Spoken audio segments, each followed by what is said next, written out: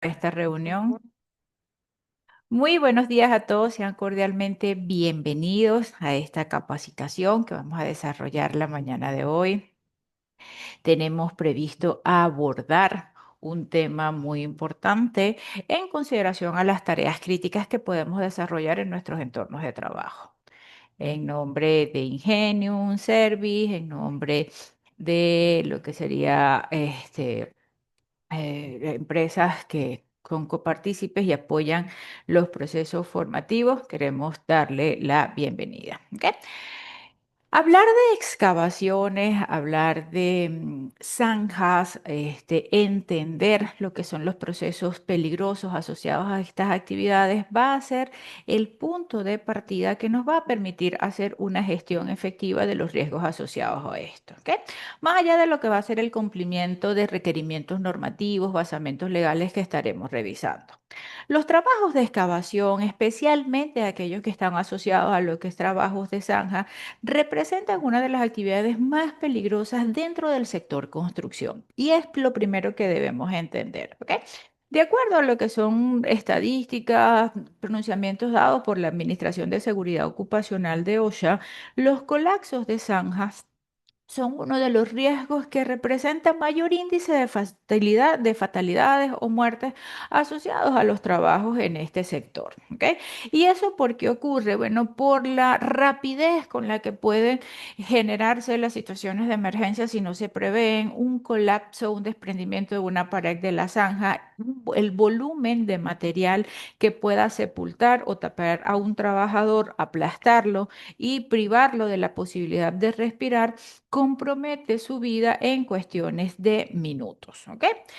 En este caso, bueno, vamos a estar revisando dentro de los estándares propuestos, por lo menos por lo que es OSHA, algunas legislaciones en países específicos como el Perú, cómo se manejan con los requerimientos de seguridad asociados a estas tareas, ¿ok? La responsabilidad que le es asignada al empleador desde el punto de vista del cumplimiento normativo legal está orientada a que deba establecer medidas de seguridad tales como evaluaciones para lo que serían determinación de los tipos de suelo, lo que va a permitir entonces diseñar o revisar o prever aquellos sistemas de protecciones adecuados, la aplicación de inspecciones, controles de acceso, protecciones contra caídas, entre otros. ¿Ok? Cuando nos orientamos sobre legislaciones internacionales como lo que es estándares de OSHA, nos vamos a apalancar directamente sobre el estándar de la 29 CFR 1926, principalmente en la subparte P, que es aquella orientada específicamente a las exigencias, las medidas que va a tener OSHA para los trabajos de excavaciones. Sin embargo, podemos vincular también y complementar datos con relación a lo que es la subparte G, orientados al letreros, establecer señales, barricadas para definir lo que serían los espacios de trabajo, establecer los controles de acceso. Y bueno, también orientado a lo que sería la 29 CFR en general del sector construcción en cuanto a regulaciones de seguridad. ¿Ok? Es necesario que tengamos claras algunas definiciones, por lo menos qué son excavaciones, qué son zanjas, y de esa manera, bueno, vamos a ir viendo también definiciones orientadas a responsabilidades del personal, esa famosa persona con competencia, qué es una persona competente orientado a lo que es la supervisión o el alcance y responsabilidad que pueda tener sobre una tarea crítica desde el enfoque otorgado por OSHA, porque ciertamente para nosotros es un vacío legal o digamos que puede ser una falencia que tengamos en nuestra estructura país, ¿ok? A veces muchos de nosotros en nuestros países limitamos lo que es la ejecución, la responsabilidad en la tarea de una persona con competencia, pero cuando vamos a buscar una descripción de qué es lo que hace a una persona competente o no, nos encontramos con un vacío, o sea, hay una ambigüedad que, bueno, a veces no es bien interpretada, puede limitar en algunos sectores y en eso, bueno, vamos a apoyarnos en lo que son las definiciones precisamente dadas en este subparte P, en el apartado 1926-651 específicamente. ¿Ok? Ahí, bueno, lo primero que nos define es el alcance y la aplicación de la norma En este caso, aplicable a todas las excavaciones abiertas hechas a nivel de las superficies y excavaciones que incluyan zanjas, ¿ok? Pero para entender ese alcance, lo primero que debemos es orientarnos en qué es una excavación, ¿ok?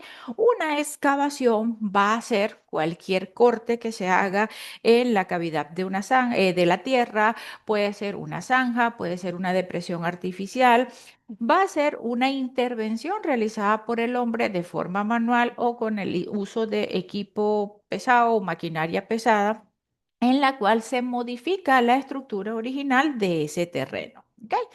Las excavaciones por criterios de OSHA son consideradas espacios confinados ya a partir de 1,50, a partir de 1,20, 1,50, dependiendo los sectores o los países, podemos tener algunos ajustes, pero es algo que es importante aclarar. Toda excavación cumple con los criterios y las características para ser considerada un espacio confinado. Lo que debemos tener en cuenta acá es si adicional a ello va a cumplir los requerimientos que necesitarían de que ese espacio confinado, bueno, pueda exigirse un permiso de entrada, ¿ok? Pero de por sí, ya las excavaciones como tal, bueno, son consideraciones vinculadas a un espacio confinado. Dentro de los procesos de trabajo que implican excavaciones, las zanjas definitivamente tienden a ser las más riesgosas o las más peligrosas. Y sencillamente porque son excavaciones muy estrechas, que generalmente la profundidad tiende a ser mucho mayor que la amplitud o el ancho que necesitemos desarrollar. ¿Ok? Para efectos de la subparte P de OSHA, las excavaciones son definidas como, perdón, las zanjas son definidas como una excavación estrecha, que generalmente su profundidad tiende a ser mayor que su amplitud. ¿Hasta dónde considera OSHA el criterio para definir o enmarcar lo que sería una zanja en aquellas excavaciones donde el fondo, o sea, lo que va a delimitar el criterio de si es una zanja o no, no es propiamente la profundidad, sino la amplitud? El fondo de la zanja, llegando a su punto máximo de profundidad, no debería ser mayor a 4,6 metros. Si supera los 4,6 metros, bueno, digamos de que ya no se vincularía en cuanto a su definición como una zanja, sino como una excavación mayor. ¿Me dejo entender? Y eso a nosotros, ¿para qué nos sirve? Para tener claro lo que es el establecimiento de exigencias de seguridad asociadas a los procesos de trabajo. No significa que, bueno, como deja de ser una zanja, ya no voy a establecer medidas de control. No, pero voy a ajustar y a orientar las medidas en lo que sería la necesidad del proceso de trabajo. ¿Cuáles son las principales complicaciones que se nos pueden orientar o esos peligros potenciales que se nos pueden dar? Bueno, uno son los derrumbes, por ende debemos conocer la definición del derrumbe. Vamos a considerar derrumbe a la separación de una masa de suelo, material rocoso de cualquiera de los lados de la excavación, ¿ok? Que origina, o también puede ser pérdida del suelo en lo que es la base de la misma, ¿ok? Este movimiento de masa es un movimiento que se hace súbito hacia lo que es el interno de la excavación. Incluso también pueden haber derrumbes de fallos a nivel de pilas. Vamos a ver cómo es el comportamiento de ellos en cuanto en las zanjas. Si tenemos mucho material apilado en lo que es los bordes de la misma, puede ese material desplazarse hacia el interno, ¿ok? Lo que sí es cierto es que ese material que se moviliza o se desprende al interno de la excavación debe ser en cantidad suficiente, va a generar un atrapamiento en lo que es el trabajador o la persona que esté allí, pudiendo dejarlo inmovilizado de forma total, de forma parcial, e incluso ese atrapamiento puede ser total, o sea, que quede completamente sepultado o que genere un atrapamiento parcial, ¿ok? Que quedó parte de su cuerpo, digamos, las piernas quedaron, se movió la tierra, quedó a nivel de las rodillas, a nivel un poco más arriba de las rodillas, imposibilita su movimiento, pero no lo sepultó en su totalidad, ¿ok? Pero bajo esos criterios se considera lo que son los derrumbes. Dentro de los sistemas que vamos a ver que van a estar propuestos para controles de seguridad, se van a hablar de apuntalamientos, pero en esencia, ¿qué es un apuntalamiento? Los apuntalamientos van a ser estructuras o sistemas que van a permitir dar estabilidad en esa sección o ese punto donde necesitamos intervenir el terreno o hacer la excavación. Cuando hacemos este tipo de trabajo, esa extracción de terrenos que hacemos genera un debilitamiento en ese de soporte en esa área. ¿Qué pasa? Es que si no hay algún elemento que lo contenga o que dé estabilidad, el mismo peso de las estructuras, otra serie de factores de riesgo van a coayudar a el desprendimiento de estos materiales. Pesos, cargas estáticas, cargas dinámicas, vibraciones que se van a generar por el mismo proceso de trabajo, ¿ok? Entonces vamos a empezar a entender acá la correlación que nos pide la norma en vincular lo que son los estudios de suelo, la necesidad de saber las características de ese terreno que vamos a intervenir, su comportamiento va a ser determinante para poder establecer cuáles van a ser las medidas de seguridad. Puede ser un talud, puede ser una caja de zanja, puede ser la colocación de entibados, combinación de ambos según los requerimientos o las necesidades que podamos tener en el entorno, ¿ok? Pero vamos a partir de ello.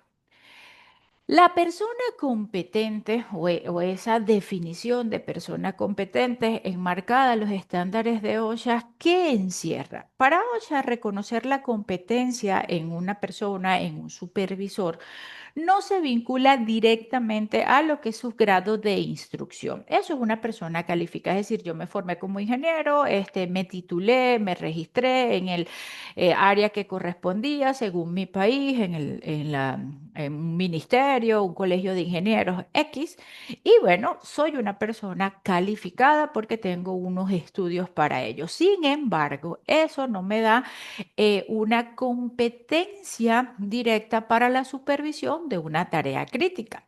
En ese particular, OSHA vincula la competencia a alguien que sea capaz de identificar riesgos existentes y predecibles en los alrededores o condiciones de trabajo que pueden ser insalubres, puedan tornarse potencialmente peligrosas, comprometiendo la seguridad de los trabajadores y el proceso de trabajo en general. ¿Ok? Vemos en este caso de que no hay, bueno, una vinculación directa a un grado de estudio. Es ideal de que la persona tenga formación, bueno, chévere, pero de verdad cuando nos vamos a la realidad de los entornos de trabajo, hay muchos capataces, muchos supervisores que se han formado empíricamente y que tienen una gran cantidad de experiencia, que tienen ese conocimiento abordado a la cotidianidad de realizar los trabajos de inspección, de supervisión, y han desarrollado justamente esa capacidad para identificar los riesgos asociados al entorno, de poder detectar esas señales que podemos observar a los alrededores y tomar acciones tendientes a la protección de los trabajadores, ¿ok? Entonces, una de las primeras cosas que debemos desmitificar es eso, o sea, no hay una vinculación directa a que sea un ingeniero, un profesional registrado, que se le otorgue directamente la competencia. Y es ahí donde a veces muchos de nuestros instrumentos legales nos dejan un vacío y bueno, porque tiene que ser un ingeniero colegiado, ya eso le acredita la competencia. Y no es así de sencillo. Es alguien que de verdad OSHA en sus estándares y ANSI de igual manera reconocen esa competencia, es a alguien que tiene esa capacidad de identificar y reconocer los peligros existentes en el entorno. ¿Bien? La seguridad en los trabajos de excavaciones y zanjas, se hace necesaria porque sencillamente son trabajos que son muy habituales, ¿ok? Vemos en el día a día actividades tendientes incluso a mejorar nuestras condiciones de confort, de vida, a mejorar servicios, bueno, a colocar redes de distribución de cableados, redes de distribución de servicios como gas natural, colocación de fibra óptica, tuberías de agua y en ese mismo procesos que son vinculados a mejorar nuestra calidad de vida, se hacen necesarios trabajos como estos, ¿ok? Lo que debemos entender es que cada uno de ellos va a traer consigo intrínsecamente riesgos bastante importantes que necesitamos gestionar y necesitamos entonces abordar, entendiendo de manera razonada de que las zanjas o las excavaciones son zonas de trabajo muy peligrosas, ¿ok? Que bueno, vamos a manejar esos peligros, vamos a manejar los riesgos presentes a ellas en función de la cantidad de medidas de seguridad que podamos establecer, ¿ok? Les decía hace un ratito que para nosotros orientarnos ciertamente en cuáles medidas van a ser más efectivas, cómo puedo definir la configuración de un talud, definir el ángulo de inclinación que éste va a tener, qué tan efectivo va a ser asociado a mi proceso de trabajo, los entibados, la configuración de una caja de zanjas, las resistencias que estos deban tener. Señores, todo eso va a estar directamente vinculado a las características del terreno, ¿ok? Y es allí donde el mismo estándar de la subparte P, específicamente cuando nos establece las necesidades en uno de sus apéndices de definir lo que son las inclinaciones, las características de estos entibados, nos lleva a la necesidad de determinar cuáles son las características de la clasificación de los tipos de suelos, ¿ok? Específicamente en el subparte P, en lo que es el apéndice A, están definidas esas clases de terreno. Los suelos se clasifican en tres tipos principalmente, ¿ok? Hablamos de suelos clase A, suelos que tienen tendencia a ser suelos más compactos, más húmedos, más homogéneos, donde su comportamiento ante una excavación, que va a ser ese corte en el terreno, digamos, los hace más predecibles desde el punto de vista de estabilidad. ¿Ok? Son terrenos que generalmente están asociados a materiales como arcillas, arcillas limosas, gredas, entre otros. La principal característica de ellos es la estabilidad que puedan ofrecer. Estabilidad que es relativa, ¿ok? No tenemos una garantía al 100%, pero digamos de que cuando los suelos tienden a ser más cohesivos, que tienen mayor resistencia a la compactación, al comportamiento que hacen en esos cortes, bueno, digamos que es más estable, ¿ok? Y el desmoronamiento, los derrumbes que puedan darse, bueno, las probabilidades de ocurrencia se tienden a ser un poco menores. Sin embargo, esto no, como les decía, no es garantía de que no vamos a establecer ninguna medida de control. Lo que es que vamos es a ajustar justamente dicha medida. ¿Ok? Los suelos clase A son suelos que representan una resistencia a la compresión en proporción a 144 kilopascales. Como les decía, son suelos que se vinculan a este tipo de materiales. En el caso de los suelos clase B, acá su resistencia tiende a ser menor. Va a superar los 48 kilos pascales, pero va a ser inferior a los 144, ¿ok?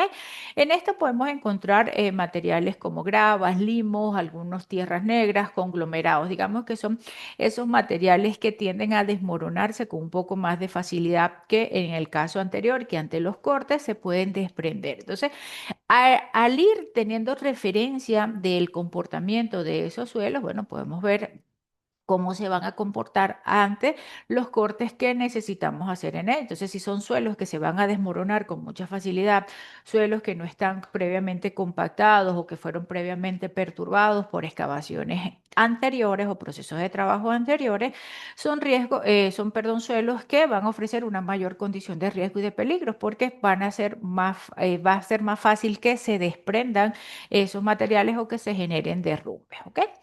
En el caso de los suelos tipo C, que tienden a ser la configuración de suelos más riesgosas, son suelos que se vinculan a una cohesión limitada, ¿ok? O sea, su poder de cohesión, la cohesión es esa capacidad que tienen para mantenerse estables los suelos, se ve muy limitada. Son suelos que generalmente su resistencia a la compresión es menor a 48 kilos pascal. Para entender un poco esto, visualicemos que estamos trabajando con arcillas. Yo creo que en algún momento de nuestra vida nosotros trabajamos con arcillas, con ese tipo de materiales que, bueno, se moldean, no se desprenden, son suelos o materiales que tienden a ser muy cohesivos, a diferencia de que tratemos de hacer una pila de arena. ¿ok? Las arenas, los suelos que tienen alto contenido de gravas, de arenas, de materiales particulados, son suelos que tienden a ser muy poco cohesivos. Es decir, que cuando se interviene se desprenden con mucha facilidad. El mejor ejemplo de esto es tratar de hacer un hueco en una arena a la orilla de la playa o a la playa en un río, donde vemos como que al momento que vamos socavando ese espacio, el terreno se desmorona con mucha facilidad. Y eso obedece justamente a el material con el que está presente en esa configuración o ese tipo de suelo. ¿Ok? Son materiales que permiten mucha permeabilidad, no se cohesionan o no se pegan entre sí y por eso da ese tipo de comportamientos. Podemos incluso en una excavación, dependiendo de su profundidad, encontrar distintos extractos o distintos comportamientos en el suelo. Ahí es donde esas pruebas vinculadas a los tipos de suelos, a las características, a la configuración de sus extractos, es clave para nosotros poder prepararnos correctamente en cuanto al establecimiento de las medidas. También dentro de lo que corresponde al apéndice A, del estándar de OSHA en la 29 CFR, está en la subparte P, digamos que nos ofrece otras herramientas, ¿ok? Herramientas de las cuales podemos hacer uso para, digamos, tener referencias sobre lo que serían condiciones o características de esos suelos. Hablemos en este caso de los que son pruebas manuales o pruebas visuales, principalmente pruebas que se orientan a una obtención de resultados cualitativos. O sea, yo puedo ver el comportamiento del suelo, puedo hacer una prueba que me diga, bueno, sí, es un suelo que puede ser cohesivo, pero no tengo certeza de qué tanto es el porcentaje de cohesión que pueda tener o la resistencia a la compresión, ¿ok? Digamos de que acá no es que las vamos a utilizar como pruebas, para determinar esos criterios. Y lo ideal es que se hagan bajo premisas de laboratorio. ¿Para qué nos ofrece Ocean en este caso este tipo de pruebas? Bueno, que ante la duda, ante información o un comportamiento que queramos prever, bueno, podemos hacer uso de ellas. Dentro de esas pruebas propuestas, digamos que las pruebas manuales son aquellas que nos van a permitir tomar muestras del suelo, del terreno como tal, y determinar algunas características cuantitativas, características como ver la plasticidad, la comportamiento ante la compresión, qué tan seca puede estar el terreno o qué tan resistente pudiese ser. Dentro de esas pruebas manuales vamos a trabajar con tres pruebas principalmente, lo que son las pruebas de plasticidad, la de fuerza seca y la de penetración de pulgar. La prueba de plasticidad consiste en tomar una muestra, amalgamarla entre las manos, una muestra húmeda de ese terreno. El objeto de esta es modelarla, ¿ok? Tratar de hacer rollitos, así como cuando jugamos con plastilinas, con esa porción de tierra húmeda y ver su comportamiento. Si logramos, digamos, hacer un hilo, por lo menos 50 milímetros de longitud o 5 centímetros de largo, con un diámetro del por lo menos un octavo de pulgada y no se rompe, eso nos da una referencia de que ese terreno tiene un buen porcentaje de cohesividad, que es un suelo bastante cohesivo y que, bueno, su comportamiento ante una excavación puede ser asociado a que, bueno, vayan a haber desprendimientos, pero no tan comunes como en suelos donde el porcentaje de cohesividad sea menor. ¿Ok? Allí esto nos lleva entonces también a lo que sería la segunda prueba que podemos hacer, que es la prueba de resistencia seca. Esto nos ayuda justamente a poder tener una referencia de cuán seco puede estar un terreno o no. ¿Y esto por qué nos sirve? Porque lo que es la cohesividad del terreno está asociada al factor o a la cantidad de humedad que éste pueda contener. Suelos de que tienen un buen porcentaje de humedad, ayuda o facilita ese proceso de cohesión entre los distintos elementos que lo componen. Suelos que son muy secos o que tienen un bajo factor de humedad, lo que hace es que esos materiales se resequen y se desmoronen con mayor facilidad. ¿Ok? Y en casos de que tenga demasiada humedad o mucha agua presente, bueno, lo que hace es que justamente ese exceso de humedad infiera en lo que es la resistencia o la compresión. Los hace muy flojos, por decir de alguna manera. Entonces, cuando tomamos una porción de ese terreno, la apretamos en la mano y vemos cómo se comporta, también nos da referencia. O sea, cuando el material se desprende con mucha facilidad, es un material granular, podemos entender de que, bueno, es combinación de gravas, de arenas o limos o materiales que no tienden a ser cohesivos. Es decir, que cuando se trabaja en esa área, el material se va a soltar con mucha facilidad. La tercera prueba propuesta en este apéndice es la de penetración del pulgar. La prueba de penetración del pulgar se puede utilizar para estimar una fuerza limitada o una fuerza compresiva de los suelos cohesivos, ¿ok? Está basada en referencias de, digamos, de estándares como el D2488 o prueba de materiales de la ASTM. eh, para dar una descripción de lo que sería esa resistencia en el suelo. ¿En qué consiste la prueba? La prueba es hacer presión con nuestro dedo pulgar sobre el terreno, hacer una presión sostenida y ver hasta dónde puede hundirse, ¿ok? Digamos de que al momento de hacer esa fuerza, nuestro pulgar solo hace una pequeña muesca en ese terreno, digamos que, bueno, la resistencia podría asociarse a características vinculantes a un suelo tipo A. Si el dedo se hunde hasta lo que es el final de la uña, al momento de hacer la compresión, ese comportamiento nos da orientación de un suelo concordante con características tipo B, ¿ok? Que bueno, la resistencia a la compresión es media, pero si el dedo se hunde en su totalidad ante lo que sería la presión originada, en eso nos orienta sobre lo que sean características de un suelo tipo C o con un muy bajo nivel de resistencia o a la compresión. ¿Ok? Eso con relación a lo que son las pruebas manuales. También el estándar nos ofrece unos referentes sobre pruebas visuales y es aquí donde la agudeza de la capacidad de observación que podamos tener va a tener una relación directa con las competencias. Alguien que está familiarizado con este tipo de trabajo, alguien que sabe qué buscar, qué indicios observar en los alrededores de una excavación, es una persona que va a tener la capacidad de prever esas situaciones y es en base a eso que la norma otorga esa definición de las competencias, en esa capacidad de identificar lo que estoy viendo en el momento, pero también poder prever aquellas situaciones que se pudiesen generar.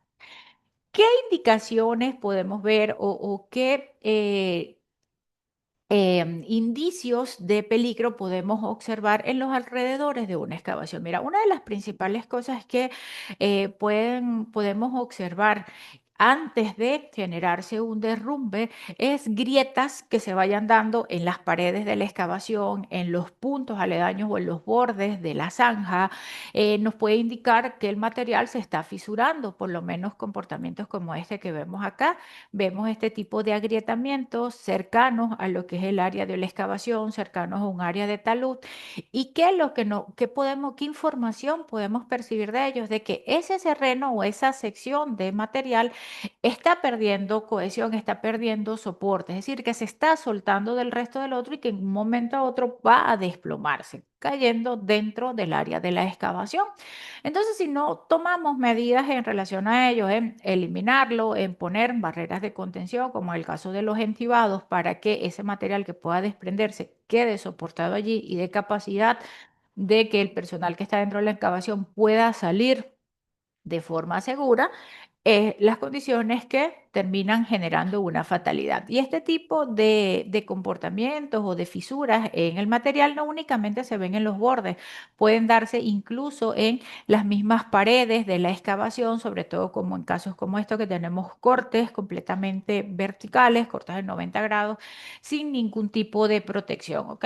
Asumiendo estabilidad en el terreno, porque bueno, hay una carpeta asfáltica, esto por el corte que se ve es en una vialidad, vemos acá arriba lo que es un material como asfalto y se asume de que bueno, eso le da estabilidad y no es así. Entonces, el comportamiento interno, las características internas de los suelos, como les decían, pueden variar. Puede que yo tenga en las primeras capas un suelo más estable, sin embargo, a mayor profundidad, bueno, elementos o condiciones como nivel freático me cambian el comportamiento de ese suelo, mucha humedad acumulada en esa área, entonces cambie las características de ese suelo y otorgue otras condiciones de peligrosidad. ¿Ok? Entonces es allí donde esa observación es clave. Tajos que se separan de las caras verticales, puede indicios también de que esa sección está fisurada. Tajos pequeños son evidencias del movimiento, indicándonos una situación potencialmente de peligro. Decir, ah, bueno, lo que se está viendo o ese tajo que se está desprendiendo es pequeño, ajá, pero empiezan por algo pequeño. Entonces, no desestimar esas evidencias en el entorno es clave para la seguridad del trabajo. ¿Ok? También evaluar el entorno, o sea, qué tenemos a los alrededores de nuestra excavación y es allí donde el estándar o la norma, bueno, habla de esos estorbos a nivel de la superficie que vamos a ir revisando. ¿Ok? Pero por lo menos estructuras que estén en los alrededores, árboles, va a depender mucho de el escenario o el área donde estemos desarrollando. Por ejemplo, si estamos en un espacio urbano donde nuestra excavación va a estar cerca de aceras, de brocales, de postes, todas esas estructuras existentes pueden verse comprometidas en su estabilidad por el proceso de trabajo que estamos desarrollando. Entonces, necesitamos también extender nuestras protecciones, nuestros niveles de seguridad hacia esos riesgos que van a vincularse o pueden generarse propios de nuestro proceso de trabajo. ¿Ok? Evidenciar agua, determinar los niveles de nivel freático, que es donde hay mayor nivel de acumulación, cuando estamos más próximos a lechos de agua, una laguna, la playa, un río, dicha proximidad hace que esos niveles sean más superficiales. Mientras más lejos estemos, tienen tendencia a ser más profundos. ¿Ok? Y eso es por la acumulación de ese volumen de agua allí que va percolando y bueno, a mayor proximidad al acúmulo de agua, bueno, más superficiales vamos a encontrar los niveles freáticos y por ende, bueno, un exceso de humedad o de agua acumulada en el entorno que nos compromete la estabilidad de la excavación. ¿Ok? Entonces ya teniendo claro todos esos elementos es que empezamos digamos que a proponernos o a establecernos cómo gestionar esto. Mira, ¿de qué manera puedo proteger mi excavación? En ese particular, considerando todo esto, es que la norma en el apéndice B específicamente nos da los referentes a las inclinaciones y al estrado. ¿Ok? En este apéndice se contienen las especificaciones de cómo inclinar para generar taludes, cómo hacer los puntos de escalonados necesarios en algunas áreas de la superficie y los requisitos para configurarlo según el tipo o el comportamiento del suelo, ¿ok? Por eso es que para nosotros es clave tener esta información. O sea, nosotros no podemos proponer como medidas de seguridad diseñar un talud con un determinado grado de inclinación si no tenemos certeza asociado al tipo de suelo, porque hay una vinculación directa y ya la vamos a revisar, ¿ok? ¿Qué es un talud? Un talud es una pendiente que puede ser de forma natural asociado al terreno o la podemos desarrollar de forma artificial. Ese talud lo que nos ofrece es un reposo del material, nos permite remover un punto del material que va a ser más vulnerable a la hora del proceso de excavación. Digamos que esta es mi excavación. Ay. y que yo mantengo, como veíamos en la imagen anterior, un corte de 90 grados, ¿ok?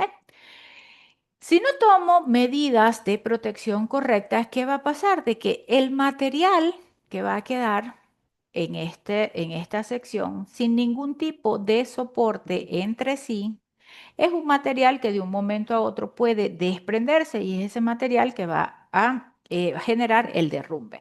Cuando genero un talud, que es una inclinación, el objeto de ella es justamente remover este material que por la inclinación va a quedar vulnerable. Al tener mayor nivel de reposo, la probabilidad de que él se desprenda va a ser menor.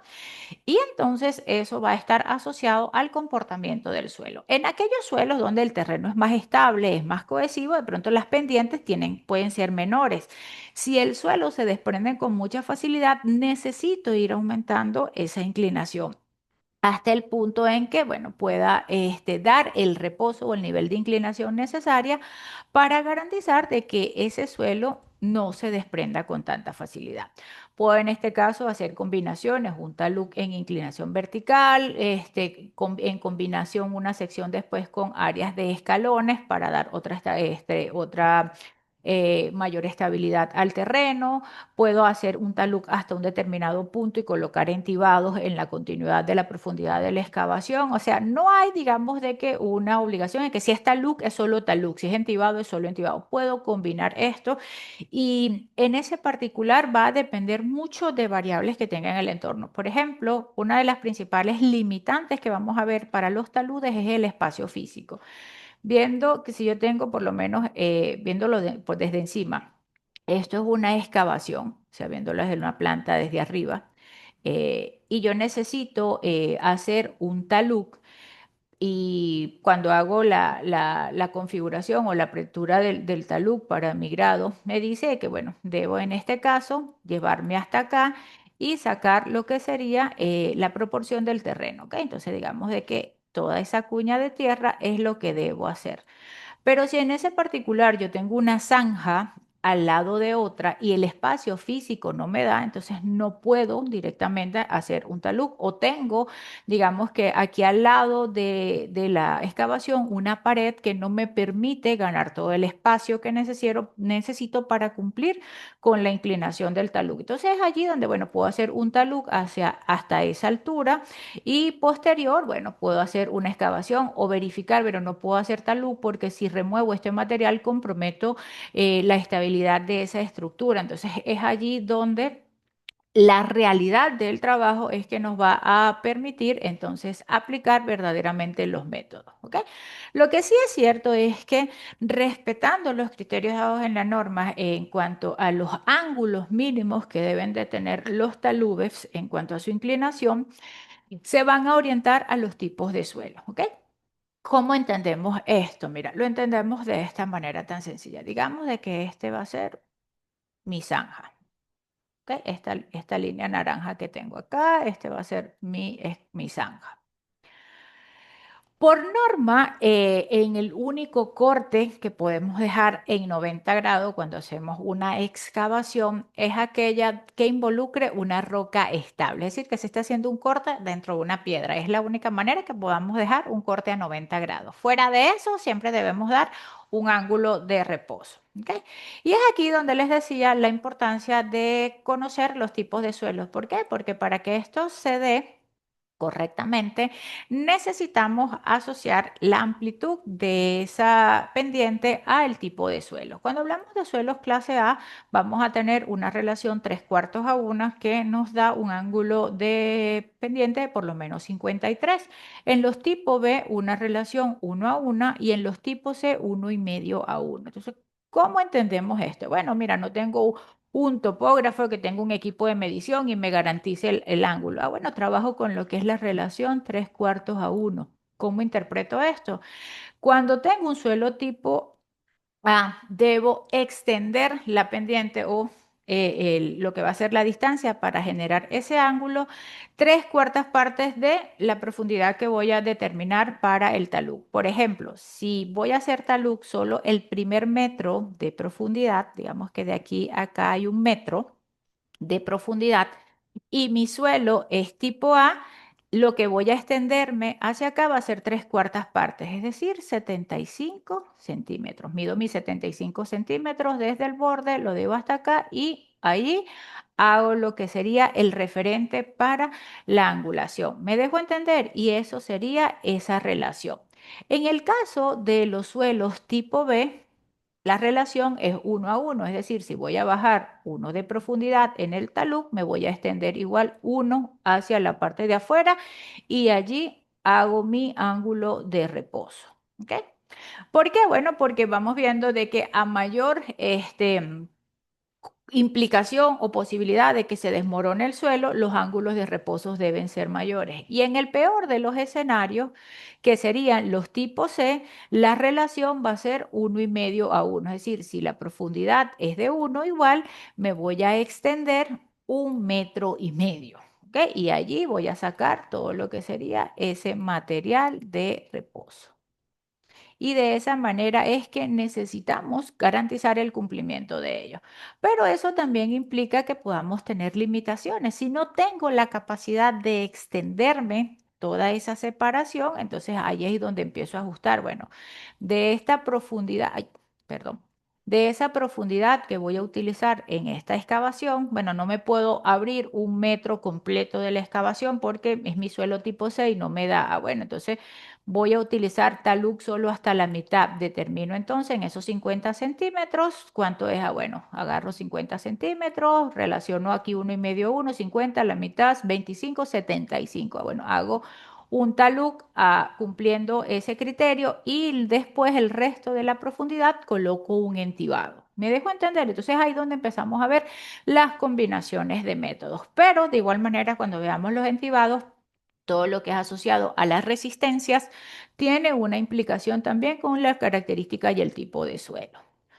Otro punto clave acá, señores, es que las propuestas, las recomendaciones de seguridad dadas en la subparte P del estándar solo nos sirven para excavaciones que no sean mayores de 6 metros de profundidad. Todo lo que vamos a tener acá orientado para lo que es la amplitud de taludes, para las profundidades y las colocaciones de entibados de madera principalmente, que son los que vamos a tener referenciados en las tablas, no sirven solo para 6 metros de profundidad. Excavaciones que superen esta profundidad ya es obligatorio contar con un profesional, un ingeniero especializado que haga los cálculos estructurales necesarios para el soporte de carga de los sistemas de apuntalamiento y entibados. ¿Ok? Entonces, tengamos esto claro.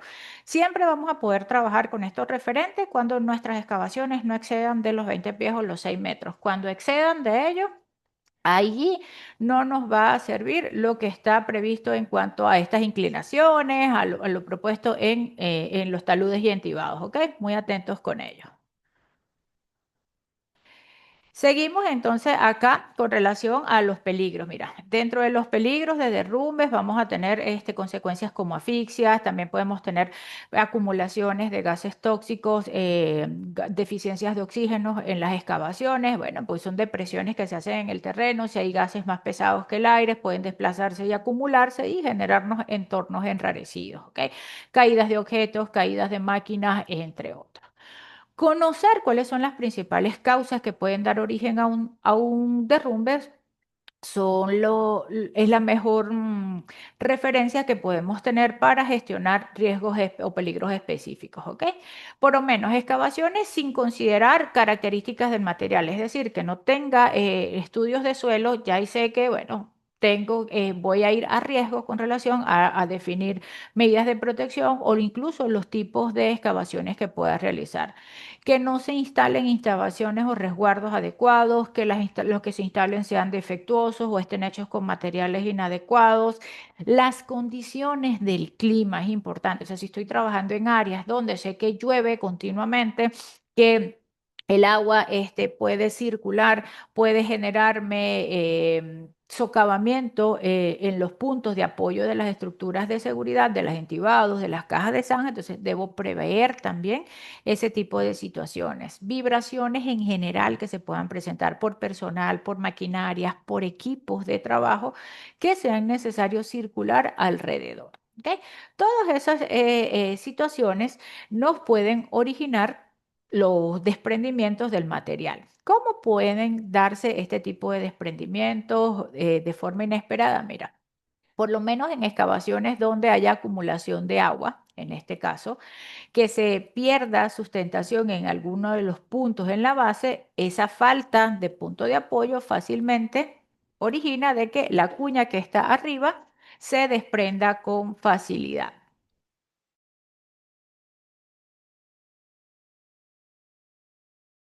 Sí, disculpen. En este caso también, bueno, podemos tener solo que por efectos de la vibración, por inestabilidad del terreno, se separe una cuña completo, pudiendo ser de forma parcial, es decir, que no va a llegar hasta lo que es la base o el fondo de la excavación, puede ser hasta uno de los puntos intermedios de esta y se venga el material, puede venirse la cuña completa hasta lo que sería la base. O puede haber desprendimientos por secciones, que son características de esos agrietamientos que veíamos, que se ve como una sección de la pared que pueda desprenderse. Entonces, estas situaciones fácilmente podemos observarlas, esas condiciones podemos observarlas y prever incidentes que puedan generarse.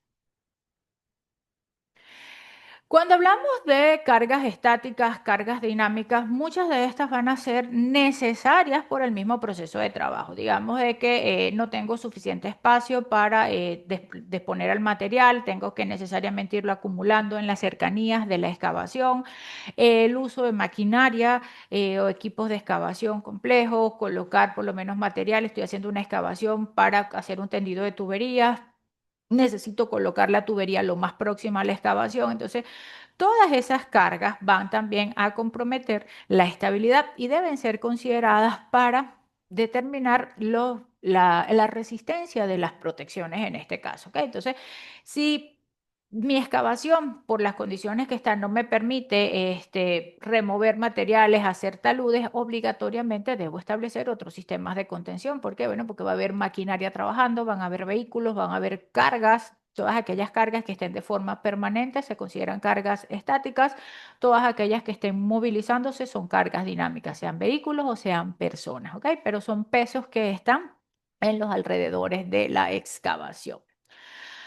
Por norma básica, los procesos de excavación, los trabajos de excavación deben ser planificados, ¿ok? Debemos trabajar siempre con un levantamiento, definir una ruta, hacer estudios o pruebas sobre las rutas, levantar toda la información que se pueda tener con relación a ello.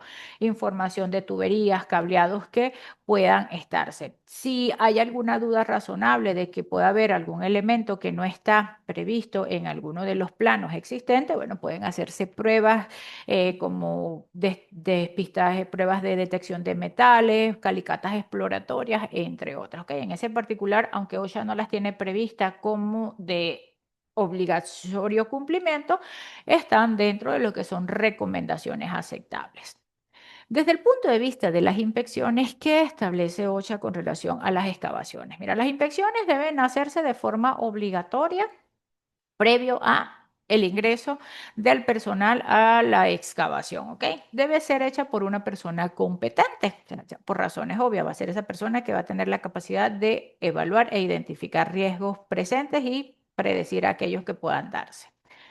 También OSHA establece la necesidad de hacer inspecciones cuantas veces se requiera según determinadas condiciones. Por ejemplo, una condición cambiante en el proceso de trabajo debe hacerse una reinspección. Por ejemplo, hicimos nuestra inspección de ingreso en la mañana, de repente llovió.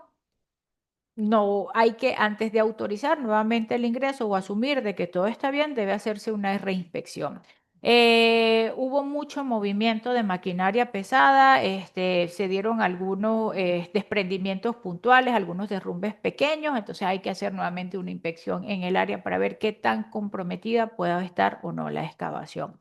estamos trabajando en un área donde haya riesgo sísmico, hubo un movimiento sísmico, evidentemente son situaciones que obligan a una reinspección. Lo que quiero que tengamos claro es que no hay una obligación únicamente de manejarnos con un solo criterio de inspección. Es decir, de que, bueno, yo inspeccioné en la mañana, hice mi checklist de preingreso y eso me da garantía de que es válido para las condiciones durante toda la ejecución de la jornada de trabajo. ¿Ok? Hay que estar siempre atentos y cumplir con estos requisitos, ¿ok?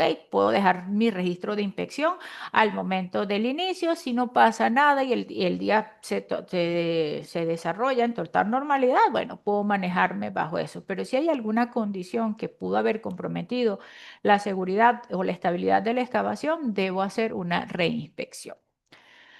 Cuando hablamos de esos estorbos en las superficies considerados por la norma, que también son elementos determinantes para lo que son las condiciones de peligros y riesgos. ¿A qué se refiere? Se refiere a árboles, señales, banquetas, postes eléctricos, estacionamientos, estructuras que estén en el entorno que, bueno, puedan comprometer la seguridad durante las operaciones. ¿Ok? Entonces debemos identificarlas y garantizar las medidas de contención o de adecuación. En el caso de los servicios subterráneos, bueno, si los tenemos identificados a través de los planos, ya orientar los procesos de excavación. Si sé que están muy superficiales, bueno, no puedo utilizar excavaciones mecánicas o si están muy profundos, puedo avanzar con las excavaciones mecánicas hasta una determinada profundidad. Posteriormente, si me tengo que aproximar o tengo que descubrir esas líneas de servicio, hacerlo de forma manual y ahí definir lo que serían los métodos. Informar, coordinar con los responsables o los administradores de esos servicios para su interrupción. Si son servicios eléctricos, si son tuberías de gases, de agua, entonces coordinar con los responsables para ello, ¿ok? Sobre todo si están en espacios urbanos. Dentro de las condiciones de seguridad que debo garantizar en el entorno a las áreas de excavaciones, evidentemente, lo que son las rampas para los accesos seguros es clave, ¿ok? ¿Qué nos pide la norma con relación a las rampas?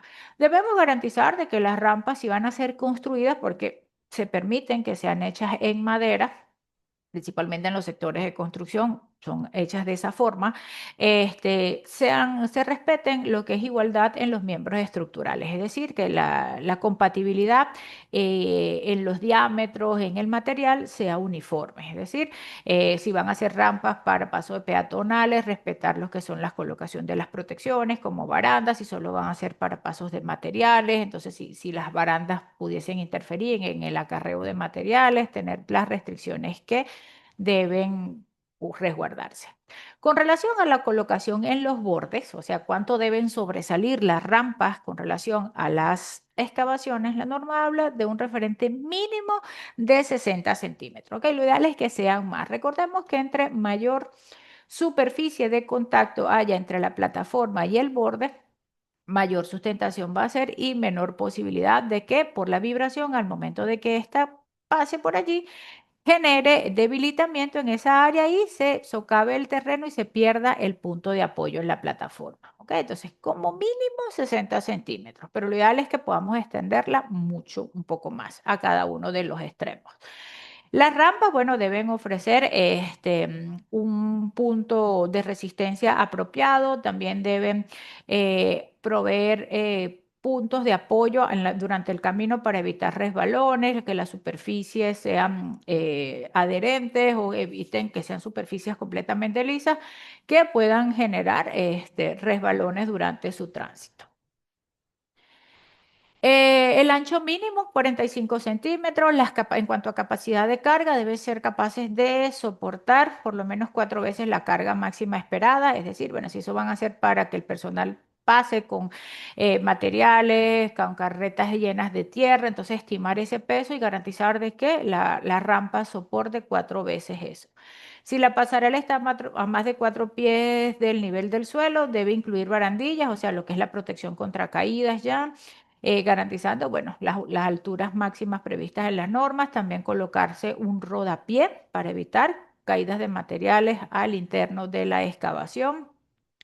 Si hay pendientes en el terreno, la rampa no deberían exceder planos de inclinación superiores a 20 grados, ¿ok?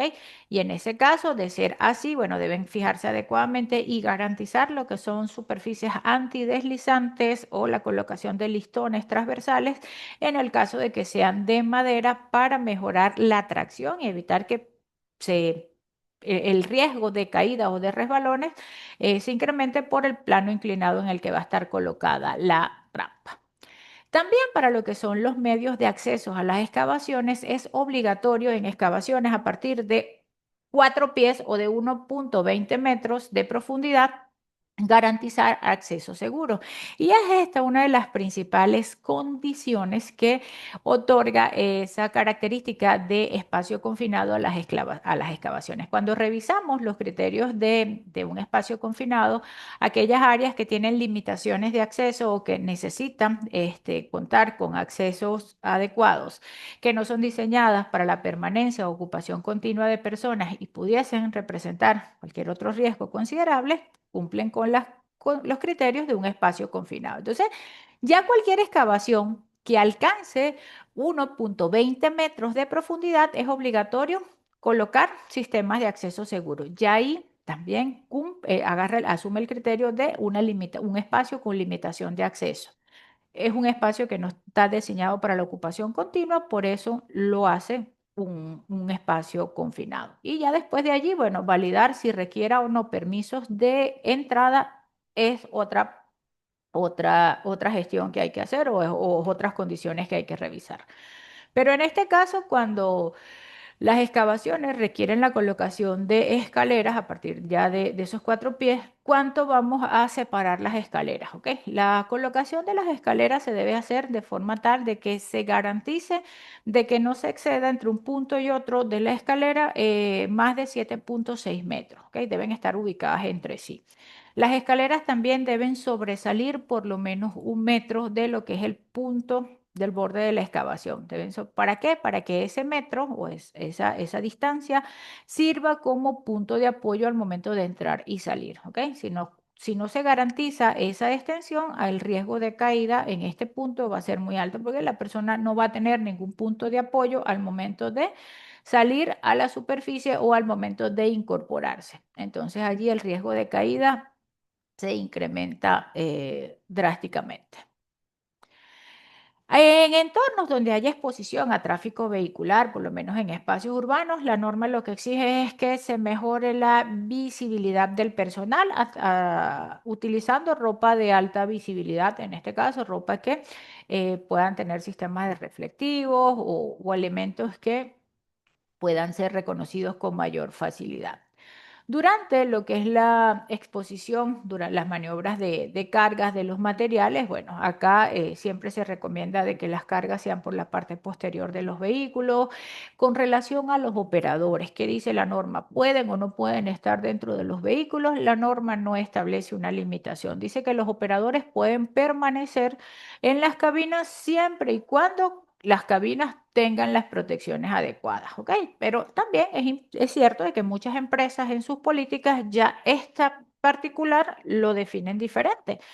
Yo como empresa puedo marcar la pauta de que no permito que el personal esté dentro de las cabinas durante el momento del acarreo del vehículo. Y eso es perfectamente válido. O sea, no porque la norma de una medida general, las empresas se tienen obligatoriamente que asumir. Las empresas tienen total libertad de establecer políticas siempre y cuando éstas mejoren los niveles de seguridad propuestos en la norma. ¿Ok? Lo que no pueden es establecer políticas que vayan en detrimento de lo que está establecido en ellas. Las protecciones a nivel de las paredes, bueno, pueden ser necesarias protecciones a nivel de taludes naturales que estén en las cercanías al área de excavación. Estas protecciones pueden ser con sistemas de mallado, sistemas más permanentes como inyección de shockwave. Los sistemas de entibados en la misma excavación se van a ir adaptando según la necesidad del entorno. ¿Ok? Con relación a los sistemas de protección o a los entibados, ¿qué es lo que nos establece el subparte P? Como les decía, al igual que en las inclinaciones que debemos tener en consideración para definir los talud que están relacionadas con el tipo de suelo, en el caso de los entibados de igual manera, debemos saber ese tipo de suelo. ¿Por qué? Porque en el caso de hacerlos con madera, que es el referente que está propuesto aquí en este estándar, o sea, que se hagan entibados con madera, las resistencias, las configuraciones, la colocación, va a depender de las características del suelo y la profundidad a la cuales van a estar adecuados. Los entibados son sistemas de protección que se van colocando en las excavaciones, pueden ir haciéndose progresivamente, a la par que se va aumentando la profundidad, se pueden ir colocando sistemas que vayan entrelazándose entre sí y ganando siempre profundidad y manteniendo la seguridad en el entorno. Van a estar compuestos principalmente por elementos como refuerzos verticales, largueros, puntos de conexión o puntos de unión entre estos y sistemas de protección que van a ser esos que van a estar directamente a las caras o a las paredes de la excavación. ¿Ok? Los elementos estructurales o los elementos que van a tener mayor punto de soporte propiamente van a ser esos refuerzos verticales y los largueros o los puntales que van a unirlos entre sí. Dependiendo de la característica del terreno, puede ser necesario de que la protección que se dé en la pared sea total, o sea, que tengamos que proteger toda la pared para evitar el desmoronamiento de la tierra, o puede hacerse parcial, porque el tipo de terreno sencillamente nos permite a través de ese soporte dar la estabilidad que se requiere, ¿ok? Por eso es que es importante saber ello. También lo que son las resistencias. Como les decía, en este caso la propuesta dada en el estándar es orientada sobre puntales de madera o sistemas de apuntalamiento hechos con madera, ¿ok? Porque en el sector construcción, digamos que es lo más común de utilizarse. Sin embargo, no es lo único. Hay sistemas metálicos, sistemas de colocación con puntales hidráulicos, neumáticos, que de igual manera ofrecen mayor nivel de resistencia. ¿Ok? Pero dentro de lo más común y lo más sencillo, por decir de alguna manera, realizar, se hacen con madera. ¿Ok? ¿Qué tener en cuenta? Allí la relación del tipo de material, la resistencia, la distribución de cómo se van a ir colocando puntales horizontales y verticales está asociada a la profundidad y el tipo de suelo. ¿Ok? Si revisamos las tablas, por lo menos para los suelos clase A, que es la misma distribución de información para todas, vamos a ver que tenemos una columna asociada a lo que es la profundidad de la zanja, referencias para el cumplimiento de puntales, los horizontales y los verticales, ¿ok? ¿Cómo manejamos allí? Bueno, nos ubicamos en lo que es la profundidad. Pueden ser zanjas hasta 1.8, hasta 2.4, hasta 3 o hasta 3.6 en esta primera sección. Y allí vemos que entonces la amplitud que van a ir teniendo. Entonces, y la exigencia asociada a la configuración del material. Por lo menos una zanja que va a tener una profundidad que llega hasta 2.4 y una amplitud de 1.8 en su fondo, los puntales deben de ser de 4x4, ¿ok? El espaciamiento entre verticales no mayor a 1.2 metros, no requiere medidas específicas en pulgadas y lo que serían los cierres a 2.6. O sea, y de esa manera vamos a irnos ajustando según las especificaciones o lo específico de nuestro trabajo. Si observan con detenimiento todas estas tablas, sea para cualquiera de los tipos de suelo, nos permite o nos da información hasta dónde, hasta profundidades de 6 metros, lo que les decía hace un rato. Lo que vamos a encontrar en la norma nos va a permitir establecer medidas de protección para excavaciones que no excedan los 20 pies o estén hasta 6 metros. Ya fuera de eso, no busquemos información aquí porque no la vamos a encontrar. Allí debemos ubicar a una persona responsable, un especialista que sea quien realice esos cálculos. ¿Ok? Entonces los estivados pueden ser discontinuos, donde la principal objeto va a ser dar soporte, dar estabilidad al material, materiales que pueden ser cohesivos, que no se desmoronen con mucha facilidad y bueno, puedes garantizar puntos de apoyo. O en el caso de materiales que se puedan desprender con mucha facilidad, entonces me obliga a establecer entibados continuos, donde debo garantizar una protección total en todo lo que son las paredes, también con los puntos de apoyo adecuados, pero para evitar de que el material se venga. Puedo contar también con entibados con protecciones metálicas, como vemos acá, para distintos tipos de excavaciones con lo que son extensiones telescópicas, neumáticas, hidráulicas, entre otros. ¿Ok?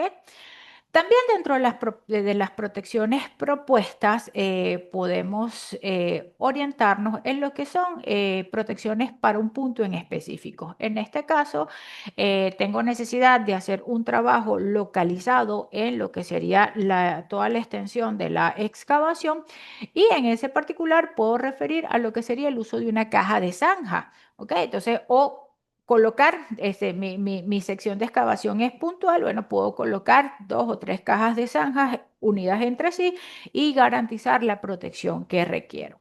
La caja de zanja va a ser una estructura prefabricada ya que va a tener colocados elementos de sostención, va a ser, o sea, como su configuración la ven acá, es una caja dando una protección total en los laterales, soportada en los extremos, con sistemas de puntales. Lo que ofrece en este caso es un espacio seguro de trabajo. La utilidad de estas cajas de zanja, por lo menos en tendidos de tuberías a campo abierto, donde se tienen que ir haciendo solo uniones puntuales a nivel de soldaduras en los spools de tuberías es genial, ¿ok? ¿Por qué? Pues se van poniendo las secciones de tubería y en las áreas donde hay que hacer las uniones se coloca una caja de zanja, se baja el personal, hace el trabajo, viene la gente de calidad, certifica la soldadura y continúa, se remueve y así se va avanzando, ¿ok? Son para actividades bien puntuales. Principales limitaciones que solo garantiza cobertura en cuanto al espacio donde esté ubicada y la dimensión que tenga la caja de zanja. Bajo ningún concepto debería darse la necesidad de salir de ese espacio de trabajo. Si se requiere moverse fuera del espacio de protección, habrán que colocar protecciones adicionales. ¿Ok? Entonces, bueno, dentro de los sistemas de apuntalamiento podemos encontrar sistemas de apuntalamientos hidráulicos que se van colocando. Ya vienen con las protecciones definidas con canales, se colocan los puntales sobre los rieles y se van accionando desde la parte superior. También vemos sistemas de protecciones o la necesidad de establecer sistemas de protecciones perimetrales, o sea, no es nada más proteger lo que es la profundidad de la excavación, sino también establecer criterios de protección o restricción en planos superiores, es decir, protección contra caídas. La protección contra caídas no únicamente va a estar orientada a que, bueno, estoy trabajando en una altura, si estoy trabajando a un nivel y hay una depresión o hay un riesgo de caída a distinto nivel, debo establecer medidas de control. ¿Ok? Y aquí, bueno, la colocación de sistemas de barandajes es clave, la colocación de restricciones de acceso a las áreas de la excavación por puntos que no sean autorizados, debemos siempre tenerlo en cuenta. ¿Ok?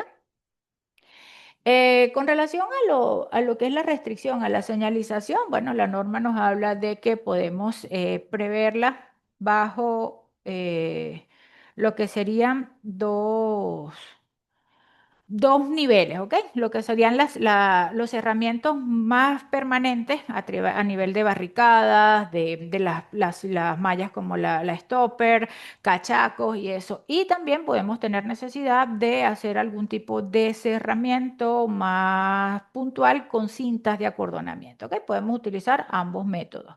Lo que sí es que debemos siempre garantizar el control de los accesos. Todos esos controles, reforzar lo que es la comunicación del peligro a través de la aplicación de señalética o señales de advertencia. La señalización nos va a ayudar a transmitir información vital para el trabajador, sea recomendaciones asociadas al uso de algún equipo en particular, la advertencia de algún peligro identificado en el área o la prohibición de alguna medida, prohibición de acceso, prohibición de paso de peatones, una restricción asociada a la velocidad X, ¿ok? Entonces, la señalización en este caso nos va a ayudar a complementar esos factores.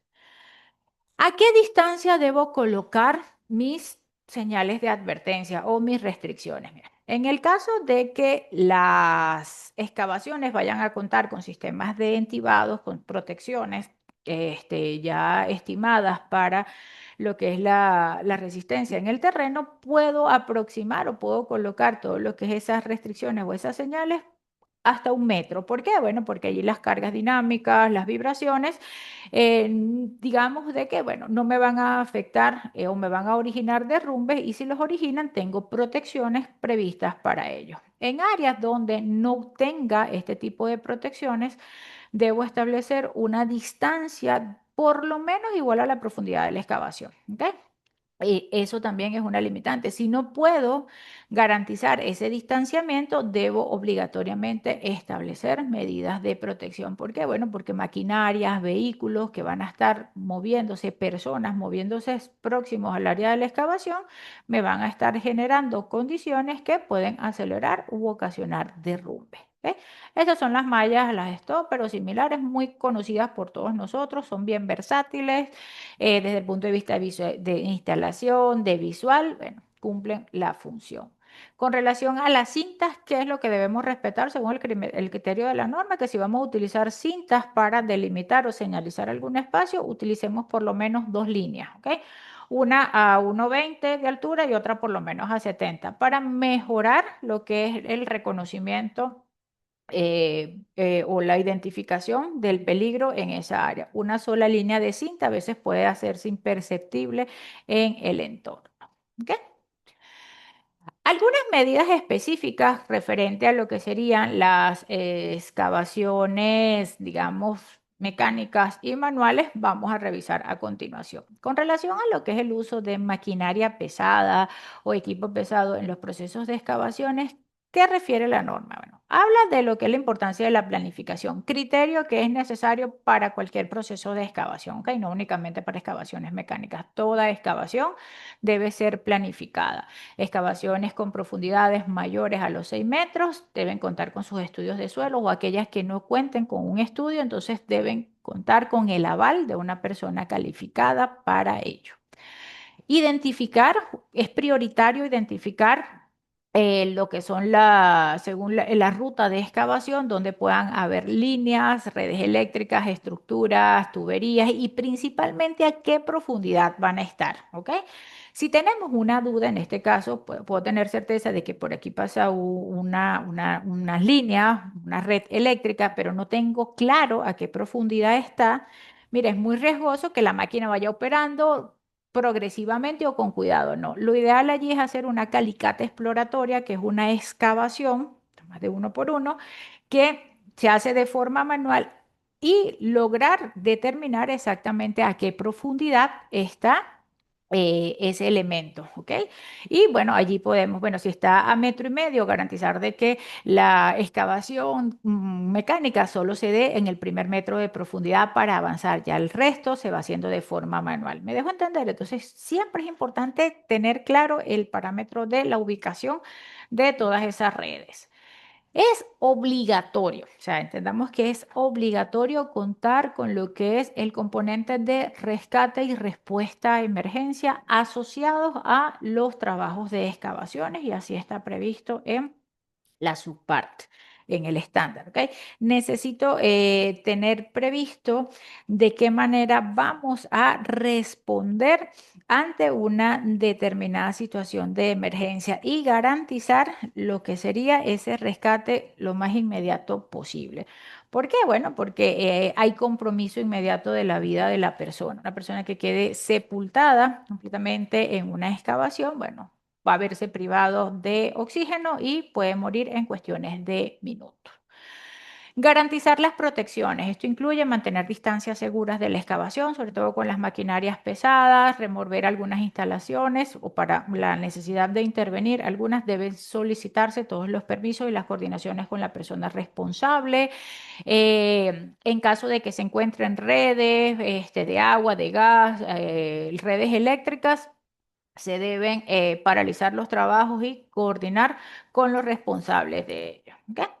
Las exigencias de seguridad asociadas a lo que serían los equipos, bueno, van desde la tenencia de competencia de los operadores. La norma no acredita operadores toderos. En este caso, bueno, yo tengo un operador de maquinaria pesada, pero bueno, me opera el jumbo, me opera la excavadora, la retroexcavadora, el mini shovel y todos los equipos porque él es operador. No, lo ideal es que esa persona cuente con la comprobación de habilidades necesarias para cada uno de los equipos. Bueno, yo necesito de que ese señor opere la excavadora, la retroexcavadora y el mini shovel. Bueno, debería tener por lo menos una validación de competencias, de que él está apto y aprobado para operar los distintos equipos. O sea, no cometamos el error de asumir de que una certificación de un operador, bueno, un operador es única para cualquier tipo de maquinario, que mucho cuidado con ello. Durante las operaciones de carguillo siempre se propone de que se den por la parte posterior de los equipos, por el caso de que pueda desprenderse algún material del balde durante la carga. Bueno, no afecte por lo menos la parte de la cabina, evitar tener personas en los alrededores es clave. ¿Ok? Si el conductor va a estar dentro de la cabina, bueno, garantizar de que ésta esté debidamente protegida. Como les decía, la norma no restringe ello. Hay empresas que ya dentro de sus políticas no lo aceptan. Cuando el carguillo de material se dé, este debe estarse siempre por la parte posterior, es definir lo que van a ser las rutas de movilización de maquinaria pesada durante la operación. Con relación a exigencias del equipo, bueno, todo lo que es el cumplimiento de los mantenimientos preventivos, correctivos, o sea, el seguimiento al programa de mantenimiento, certificaciones de operatividad, buenas condiciones de los sistemas hidráulicos, de elevación, de frenos, su alarma de retroceso, luces, si tiene ventanales o vidrios de cerramiento, que las cabinas estén en buenas condiciones, todo lo que son los cerramientos de las cabinas no estén rotos, los vidrios, estén con un buen nivel de transparencia para mejorar la visibilidad. También acá es importante revisar alguna especificación propia país. Hay países donde las exigencias con relación a estos equipos, aparte de las que ya hablamos, bueno, da hasta un extintor. Mira, necesita tener un extintor para casos de incendio. Otros países, adicional al extintor, exigen un botiquín de primeros auxilios, un kit antiderrame. Entonces, esos aspectos bien específicos es importante considerarlos según nuestra legislación. ¿Cómo se determina el área de seguridad o ese radio de seguridad de operación de un equipo? Mira, en este caso no es una medida que va a ser estándar, ¿ok? La medida estándar va a ser a lo que vamos a adicionar. Por ejemplo, cuando trabajamos con equipos de excavación, como una excavadora, una retroexcavadora, lo primero que debemos determinar es el radio de giro, ¿ok? El radio de giro va a ser desde el punto céntrico del equipo, la extensión total que pueda tener su brazo con la tolva, o sea, lo máximo que él pueda extenderse durante la operación, ¿ok? Digamos de que si el equipo que estoy operando tiene una extensión de 7 metros en su radio de giro, a esa distancia o ese radio vamos a adicionar un valor que sí está definido, que es 1,5 metros, ¿ok? Cuando yo adiciono ese 1,5 metros al radio de giro del equipo que estoy utilizando, es que puedo establecer mi radio o mi área de seguridad. Esto va a variar, como les decía, según el radio de giro. Si el radio de giro es 4, a ese 4 le sumo 1,5. Si es 3, 1,5. O sea, lo que no varía es esta distancia que voy a aumentar con relación al radio de giro, ¿ok? Pero necesitamos identificar el radio de giro del equipo que va a estar trabajando en la excavación. Las mejores prácticas, bueno, asociadas a una excavación, veríamos así la máquina trabajando, los ángulos de inclinación para los taludes si corresponden, la dualidad de personal-máquina de forma simultánea en las excavaciones, ¿no? O opera la máquina, para la máquina entra el personal y así sucesivamente, ¿ok?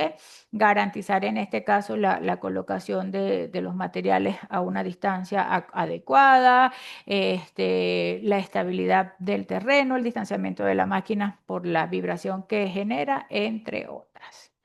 Con relación a lo que son las excavaciones manuales, digamos que las principales medidas a tener en cuenta se orientan sobre el distanciamiento del personal. ¿Ok? ¿Cuántas personas pueden estar trabajando de forma simultánea en una excavación? Eso va a depender de la distancia que ésta tenga. Debemos garantizar una separación mínima de 2 metros entre trabajador y trabajador. ¿Ok? Entonces, si quiero tener 3 personas en una excavación de 4 metros, no puedo porque no cumplo el criterio. ¿Y por qué debo respetar esos 2 metros de separación? Por el uso de las herramientas manuales, o sea, una lámpara, un pico, debo tener el espacio suficiente para que el trabajador opere sin el riesgo de que impacte a otro compañero. En ese particular, hay que estar muy atento, evitar de que se hagan operaciones que puedan comprometer la estabilidad o originar desprendimientos en las partes superiores, es decir, siempre los cortes deben hacerse en total vertical, se debe ir sacando y extrayendo el material de forma adecuada para evitar que queden salientes y que puedan desprenderse por efectos de la gravedad. Si se hacen calicatas, si se hacen excavaciones localizadas, deben protegerse todos esos espacios, esos orificios para evitar las caídas. ¿Ok? En el caso de lo que son la colocación de los escombros provenientes de la excavación, como mínimo deberían dejarse a 1,6 separados del borde de la excavación. ¿Ok? En este caso, como mínimo, pueden oscilar entre 1,6, 1 metro o más, dependiendo.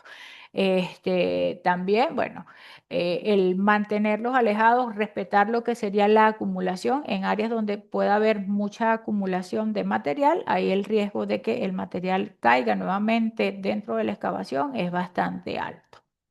Asegurarse que el equipo pueda operar en un área y el personal trabajar en otra, o sea, evitar situaciones donde esté el equipo operando dentro de la zanja y el personal de manera simultánea, sobre todo en áreas donde no haya ningún tipo de protección, que el personal quede expuesto a los riesgos de vibraciones, a las cargas que está generando el material e incrementando el riesgo de derrumbe. También debemos considerar otras actividades o el efecto que otras actividades vinculadas a la excavación puedan traer consigo. Por ejemplo, yo tengo que hacer una excavación, tengo que preparar la superficie, pero necesito hacer compactación en esa excavación para colocar o asentar una fundación, una tubería o lo que sea, ¿ok?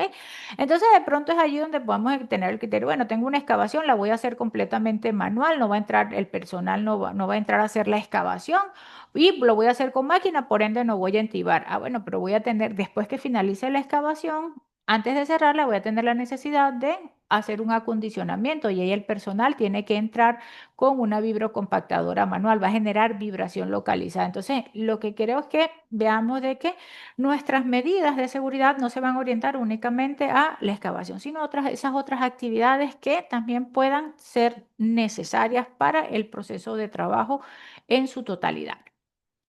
En este caso, bueno, cuando se utilicen elementos como las vibroscompactadoras, saltarines, sapos, ranas, como los conozcan, debemos también adecuar lo que serían los EPP específicos para ellos.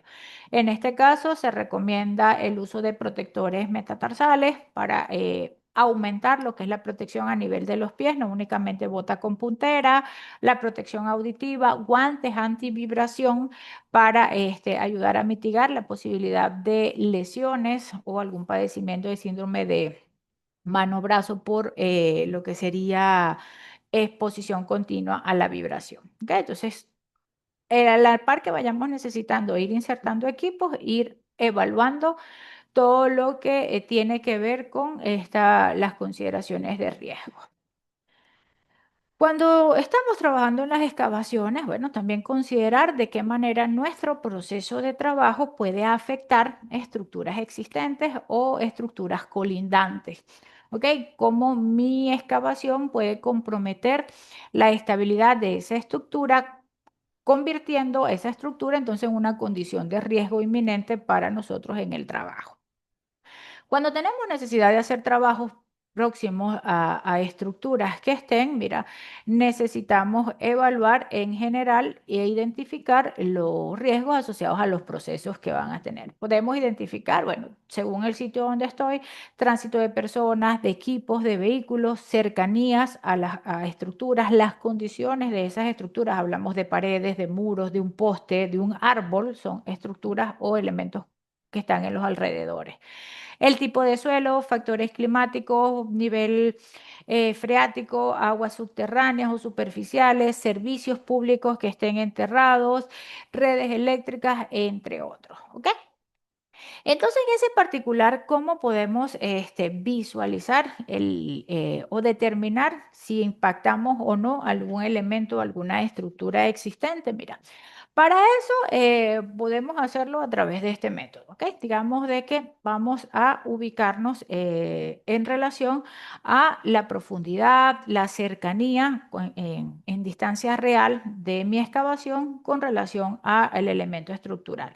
Por ejemplo, digamos que tengo un muro o tengo una pared de contención o una estructura. ¿Qué información debo obtener de allí? Primeramente, información vinculada a lo que se van a hacer las fundaciones de esa estructura que va a estar cerca. ¿Ok? Debo conocer las especificaciones o las características principalmente de profundidad, a qué profundidad está esa fundación o esa zapata, como vemos acá. ¿Para qué? Bueno, para poder entonces proyectar lo que sería la distancia en la que va a estar la excavación, poder proyectar mi profundidad real en la que estaba a pasar cerca de esa fundación. Una vez que tengo esos datos, ¿qué voy a hacer? Ah, bueno, mira, determino la profundidad. Bueno, esta zapata está a 1,5 metros de profundidad. Ah, bueno, ya sé que está aquí. Determino 1,50. Allí trazo una línea recta imaginaria en función de lo que sería el encuentro que va a tener con la excavación. ¿Ok? De esa línea voy a aperturar un ángulo de 45 grados, pues, partiendo de igual manera de lo que es ese punto más próximo al área de la excavación, en este caso que sería esta esquinita de la zapata, voy a trazar una línea recta, ¿ok? A 45 grados. Si en algún punto esa línea se intersecta con alguna área que está dentro de la incidencia de la excavación, lo que podemos entender es que sí va a haber un compromiso en cuanto a capacidad de resistencia. Si voy a debilitar, se puede debilitar lo que sería la resistencia de esta zapata, ¿ok? Que el peso, la presión que ella está haciendo puede verse mermada y comprometer en este caso esta área, pudiendo hacer un asentamiento o pudiendo generar un fallo en esa estructura. ¿Cuál sería la condición ideable cuando hacemos esta proyección? Que se vea de esta manera, ¿ok? Que cuando hago todo el ejercicio y trazo esa línea recta a 45 grados, no toque en ningún punto lo que sería el área de incidencia de la excavación. Si hacemos ese ejercicio y queda de esta manera, mira, contemos con que no necesitamos entonces, digamos que establecer medidas adicionales de contención o de refuerzo estructural en esa área. En general, bueno, la norma nos orienta, bueno, ya lo que sería, para ir también cerrando el tema, como un resumen de todas esas medidas que debemos tener en cuenta en las distintas etapas del proceso de trabajo. ¿Qué hacer antes de comenzar la excavación? Tener los planos, las instalaciones, saber información sobre construcciones anteriores, si la obra requiere un estudio de suelo, tenerlo. El equipo de prevención de riesgo va a analizar ese estudio y las recomendaciones dadas por el laboratorio o la persona que realizó el estudio de mecánica de suelo, garantizar capacitación para los trabajadores sobre riesgos específicos y de una vez con la información obtenida de instalaciones, de estudios de suelos, ya ir previendo cuáles van a ser los sistemas de protecciones o de intivaciones que se van a implementar. Instalar todo lo que es el cierre perimetral, instalar las señalizaciones que correspondan, evaluar si es necesario contar con algún sistema de bombeo para extracción de agua, de ser el caso, redactar los procedimientos de emergencia como parte del procedimiento escrito de trabajo seguro para la realización del trabajo. Recordar lo que es la ubicación o ya tener definida lo que es la colocación de las escaleras, garantizando una separación mínima de 7,6 metros, con un excedente de 1 metro por escalera. Es decir, bueno, puedo tener ya, teniendo la información completa, cómo va a ser la distribución, las características de las escaleras que voy a necesitar, ¿ok? Garantizando que en esos puntos, bueno, se vean así mi escalera ubicada, asegurada en la parte superior, en la parte inferior, que sobresalga ese metro, los cerramientos en la cara contraria, justamente para evitar que personal ingrese con relación a lo que serían puntos no autorizados, ¿ok? ¿Qué más debemos tener acá? Bueno, ello, las documentaciones generales en los bordes. ¿Qué vamos a estar viendo a nivel de los bordes? Señales que indiquen riesgo, todas esas señales que veíamos que ofrecía la norma, efectuar faenas con vibración o en esas áreas donde vaya a haber vibración a una distancia por lo menos de 1.5 veces la profundidad de la excavación si no va a contar con protecciones, mantener elementos de contención en los bordes, no acumular material, todo eso genera cargas estáticas, acuñar materiales que sean susceptibles a rodar, si vamos a tener la necesidad de colocar tuberías en las proximidades o piedras, materiales sueltos que estén saliendo de la misma excavación, acuñarlos para evitar de que puedan caer en el interior. ¿Ok? En el caso de los procedimientos, los análisis de trabajo seguro, son parte de documentos necesarios para toda tarea crítica. ¿Ok? En este caso,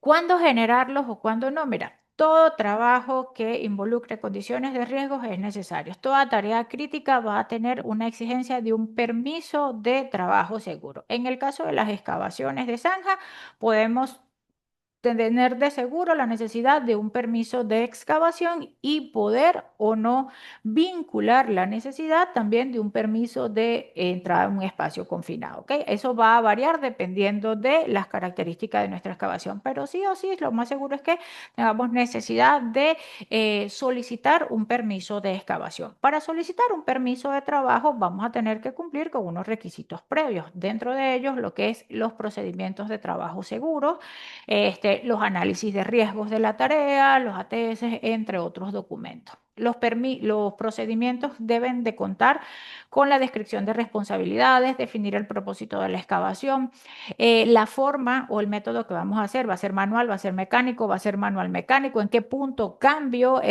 momento en que los trabajadores ingresan a la excavación, los sistemas de protección que voy a implementar y en qué punto las características de esto, los croquis, las rutas de excavación, todo lo que se vincule a una información detallada de mi proceso. Mi procedimiento también va a contener lo que es la respuesta a emergencia, cómo voy a accionar en el caso de que se me presente alguna emergencia asociada al trabajo. ¿Ok?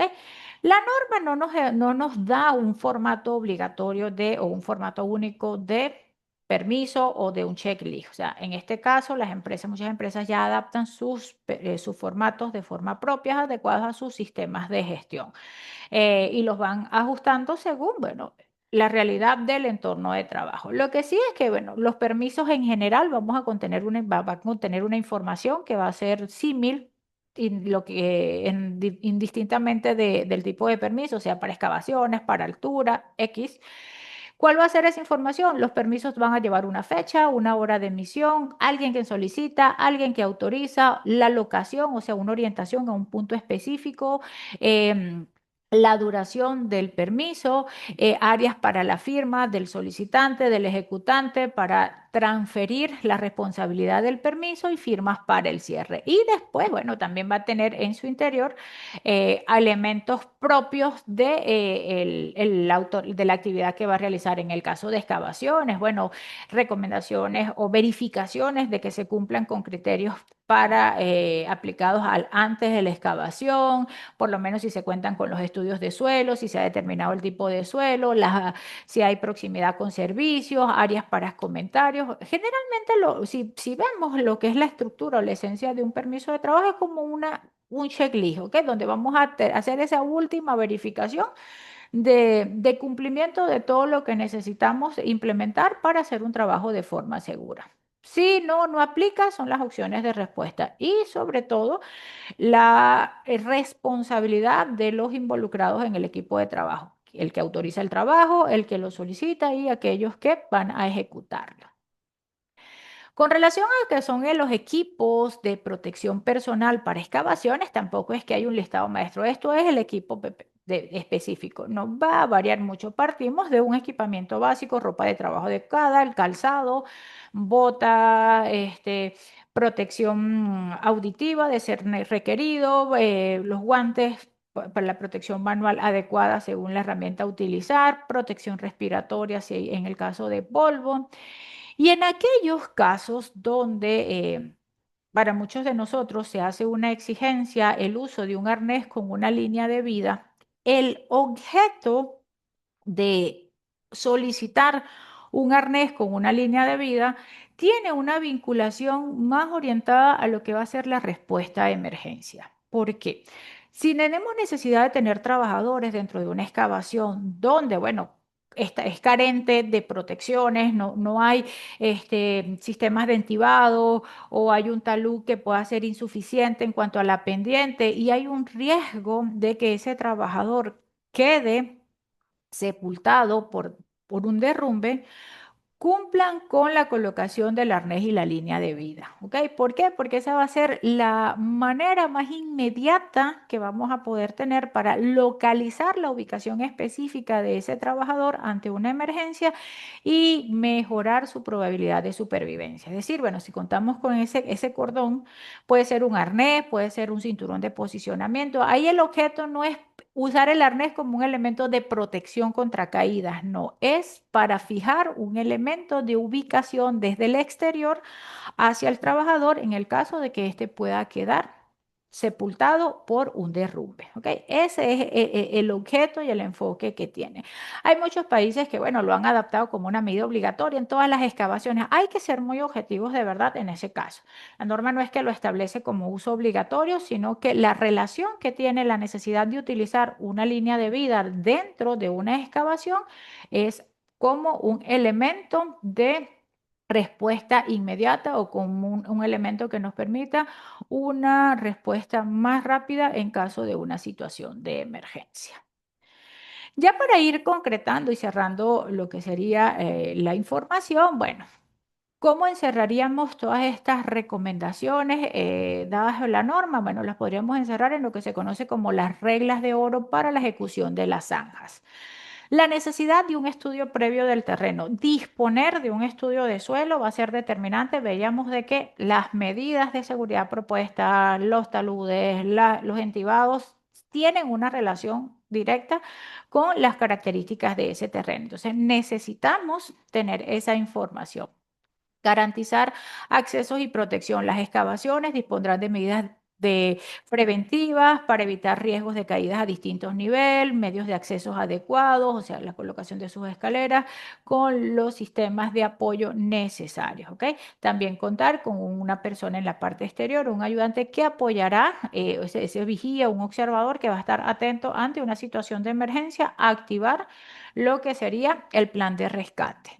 La capacitación y la autorización, la necesidad de contar con personal entrenado, capacitado, con competencias es clave. O sea, si el personal tiene formación y tiene capacidad de identificar condiciones de peligro en su entorno, contemos con que la respuesta ante esas situaciones o que identifique una condición peligrosa va a ser la más adecuada. Contar con sistemas de contención. Cuando la excavación no pueda contar con taludes o que sea una excavación estable o si existen dudas relacionadas a su estabilidad, debemos disponer sistemas de contención en este caso. Sean cajas de zanja, sean entibados, tablestacados, como sea. Y la revisión y vigilancia permanente, ¿ok? Inspeccionar al inicio de cada jornada es necesario, pero también mantener una supervisión continua, esa observación y poder prever alguna situación cambiante es necesario. Digamos que la reinspección ante interrupciones prolongadas, cambios climatológicos en el entorno, bueno, hace necesario que se chequee nuevamente, se garantice las condiciones de seguridad de esa excavación previo a el reingreso del personal. En cuanto a, digamos que la propuesta dada por OSHA en cuanto a sistemas de protección, bueno, digamos que podemos orientar a como una jerarquía, ¿ok? En aquellos puntos donde podamos inclinar a hacer taludes, bueno, sería lo ideal porque de esa manera solo es remover material, este no va a generar gastos asociados a colocar entibados y ello, bueno, banqueo, hago los taludes que corresponda y de esa manera puedo realizar mi trabajo. Donde no pueda hacer taludes, debo apuntalar, ¿ok? Garantizar lo que es la colocación de entibados. Y si los trabajos son puntuales o requiero una protección localizada, bueno, puedo proteger en este caso lo que son esas paredes o la estabilidad en esa zona donde va a estar el trabajador o el personal laborando con la colocación de lo que son las cajas de zanja. En resumen, debemos estar claros de que nunca hay que entrar a una excavación a menos de que tengamos certeza de que ha sido inspeccionada correctamente por una persona competente. Existen medios de protección adecuados para protegernos de cualquier derrumbe. Hay una manera adecuada y segura de entrar y salir. El equipo y materiales están lejos del borde o por lo menos respetando las distancias mínimas requeridas y que la excavación está libre de agua estancada y otros peligros atmosféricos. Las zanjas o excavaciones de 5 pies de profundidad requieren de sistemas de protección, ya las excavaciones de más de 20 pies de profundidad requieren de sistemas de protección diseñados por un profesional. Menos de eso podemos apoyarnos en los referentes dados en el mismo estándar normativo. Bien, de esta manera completo lo que estaba previsto como descarga instruccional o la información que estábamos destinados a suministrar la mañana de hoy. Queda abierto el espacio para dudas, preguntas que puedan tener o les hayan quedado con relación al tema. Pueden ir levantando la mano para respetar el orden de palabra o la solicitud de orden de palabra.